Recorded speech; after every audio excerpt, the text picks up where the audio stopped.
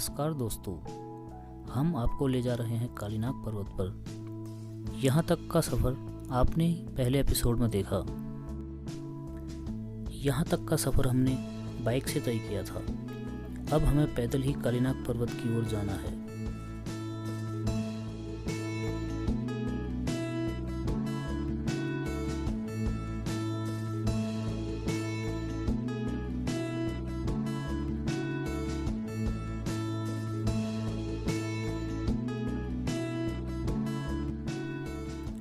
ये पूरा ट्रैक शायद 6 से 7 किलोमीटर का होगा। हमने आपको बताया था कि इस पहाड़ पर लोहे की बनी हुई कोई वस्तु या चमड़े की बनी हुई कोई वस्तु को ले जाना वर्जित है।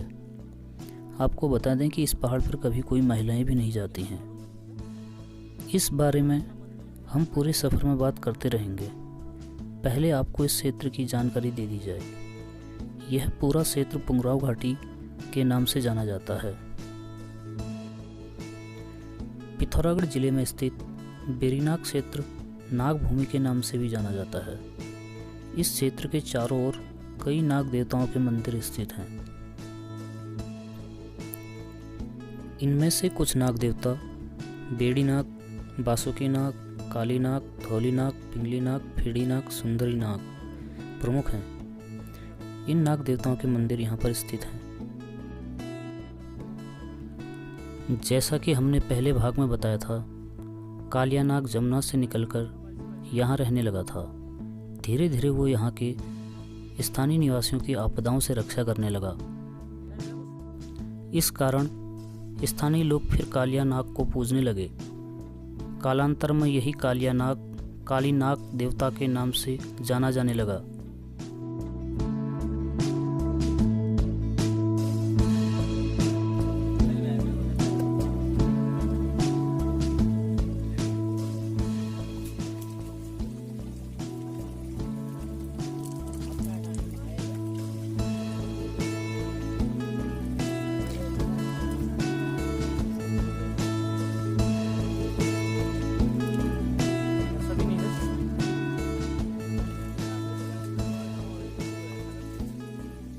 चलते चलते अब हम उस कहानी की बात करते हैं कि क्यों आखिर इस पर्वत पर लोहे की बनी वस्तु और महिलाओं का जाना मना है। एक बार की बात है, किसी ग्रामीण महिला के पास एक भैंस थी। दिन भर भैंस पहाड़ी चरागाहों में घास चरती और शाम को जब घर लौटती तो उसकी मालकिन उसे दुहाती थी। उस ग्रामीण महिला को अपनी भैंस से जरा सा भी दूध प्राप्त नहीं हो पाता था। एक के बाद एक दिन बीतता गया। भैंस मालकिन को जरा सा भी दूध नहीं देती थी। एक दिन महिला ने यह जानना चाहा कि आखिर उसकी भैंस का दूध ना देने का क्या कारण है। अगले दिन जब उस महिला ने भैंस को चरने के लिए जंगल भेजा तो उसने सोचा, आज मैं अपनी भैंस का चुपके से पीछा करूंगी, देखती हूँ आखिर इसके साथ क्या हो रहा है जो बिल्कुल भी दूध नहीं दे रही है। ये सोचकर उसने दराती उठा ली और लौटते वक्त जंगल से घास भी काट लाऊंगी, यह सोचकर वह अपने भैंस का पीछा करने लगी। भैंस एक पहाड़ी की ओर बढ़ते जा रही थी। महिला ने उसका पीछा किया। भैंस एक जगह पर आकर रुक गई जहाँ पर भगवान का लिंग स्थापित था। भैंस उसके ऊपर स्वयं ही सारा दूध चढ़ा रही थी। ये सब देखकर महिला दंग रह गई और वो महिला अपने भैंस के इस स्वभाव से अत्यधिक क्रोधित हो गई। उसे लगा, मैं इस भैंस को पालती हूँ, पोसती हूँ, सारा खर्च करती हूँ और अगर इसका दूध ही मुझे ना मिले तो मेरी मेहनत किस काम की। ये सोचकर महिला ने अपनी दराती उठा ली और गुस्से से उस लिंग पर जोर का प्रहार कर दिया। कहा जाता है उस प्रहार से लिंग खंडित हो गया और उस लिंग से खून की नदी बहने लगी। तब से अब तक यही कारण है कि इस पर्वत पर कभी कोई औरत नहीं जाती और ना ही लोहे की बनी हुई कोई वस्तु या सामग्री इस पर्वत पर ले जाया जाता है। स्थानीय लोगों से मिली जानकारी में कुछ लोग इस किस्से को भैंस से जोड़ते हैं, तो कुछ लोग भैंस की जगह गाय बताते हैं। रास्ते में एक व्यक्ति से बात हुई तो उसने सिर्फ इतना बताया कि लोहा ले जाना और महिलाओं का जाना वर्जित है। चमड़े की वस्तु को लेकर उसे कोई खास जानकारी नहीं थी।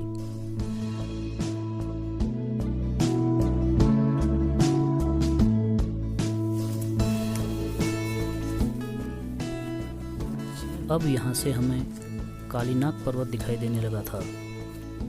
टूटे फूटे रास्ते, घनी झाड़ियों के बीच से निकलते हुए हम इस पहाड़ की जड़ तक पहुंच चुके थे। काफी डेंजर रास्ता, देखिए पाँव फिसल सकता है, एक तो बरसात का टाइम।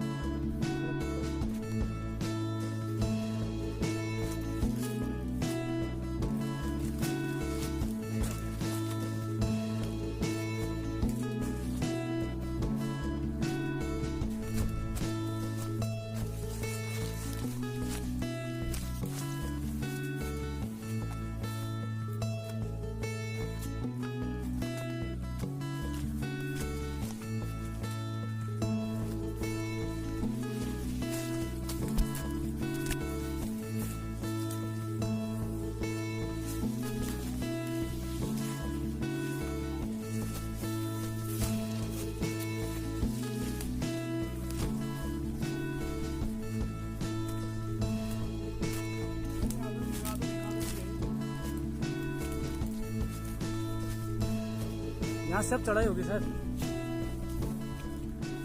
ये पूरा पहाड़ एकदम खड़ा पहाड़ है, मानो 3 से 4 मंजिला कोई मकान हो। इसके ऊपर जाने का हमें कोई रास्ता नहीं मिला। यहाँ से थोड़ा सा दाईं ओर जाकर इस पहाड़ी के ऊपर चढ़ने के लिए एक जंजीर लगी हुई है। हमें लगा पहाड़ी की चोटी बाईं ओर है, तो हम बाईं ओर मुड़ गए। पहाड़ के साथ साथ बढ़ते गए, पर पहाड़ पर चढ़ने का कोई रास्ता नहीं मिला।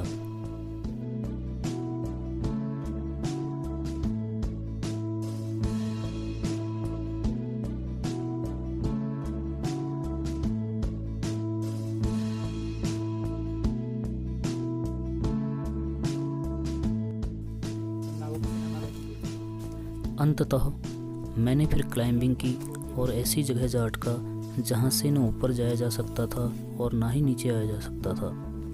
फिर क्या था, मैंने डिसाइड किया पहाड़ी के ऊपर ही चढ़ना है और पहुँच गया कालीनाग पर्वत के ऊपर। बाकी साथी वहीं से लौट गए। जहाँ से हम बाएं हाथ की ओर मुड़े थे, उससे थोड़ा आगे जाकर उन्हें एक जंजीर मिल गई, जो कि कालीनाग पर्वत पर चढ़ने के लिए लगाई गई थी।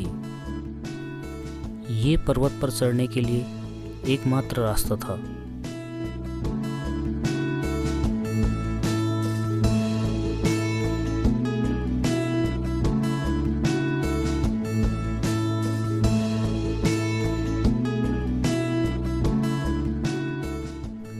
थोड़ी ही देर में हम सभी साथी कालीनाग पर्वत के ऊपर थे। यहीं से मन को प्रफुल्लित कर देने वाले नज़ारे दिखने शुरू हो जाते हैं।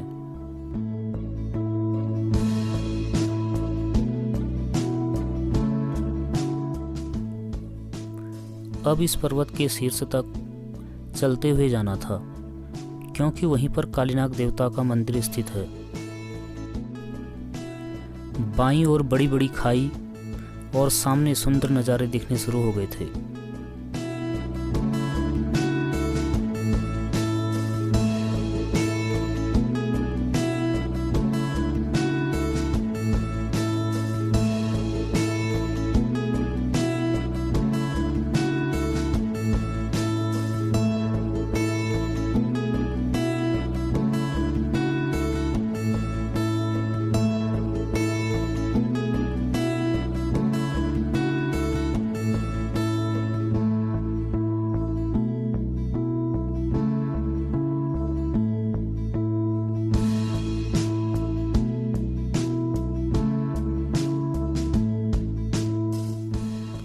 सामने दिखाई देने वाली हिमालय श्रृंखला आज पूर्णतः बादलों से ढकी हुई थी।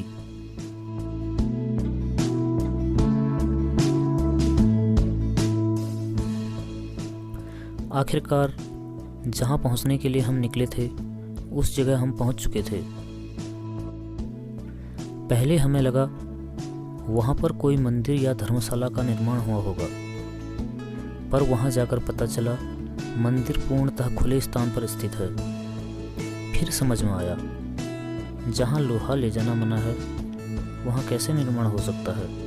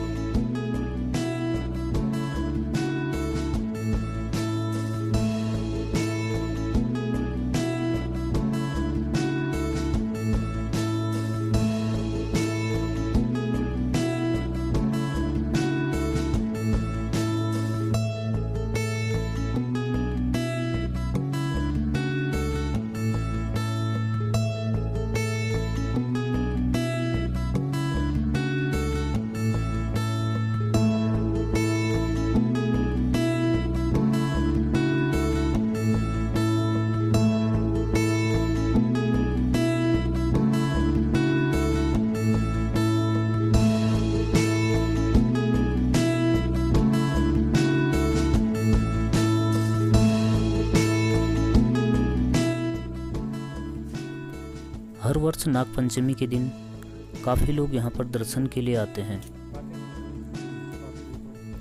जल्दी जल्दी हम लोगों ने भी पूजा अर्चना शुरू कर दी, क्योंकि हमें लौटकर अभी वापस भी जाना था।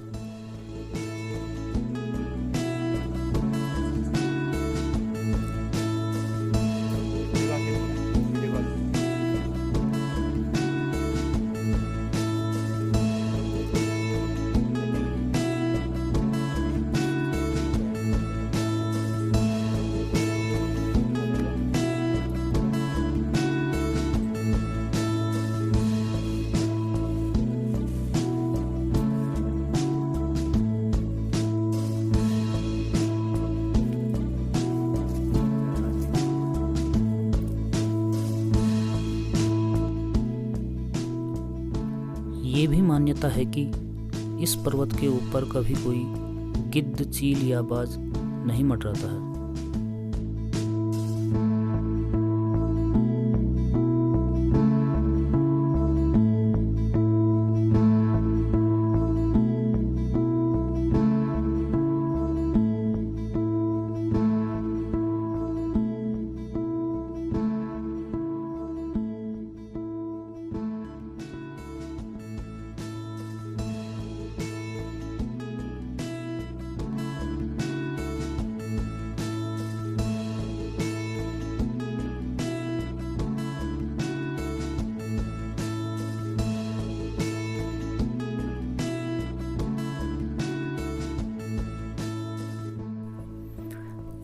घर बैठे आप लोग भी कालीनाग देवता के दर्शन कर लीजिए।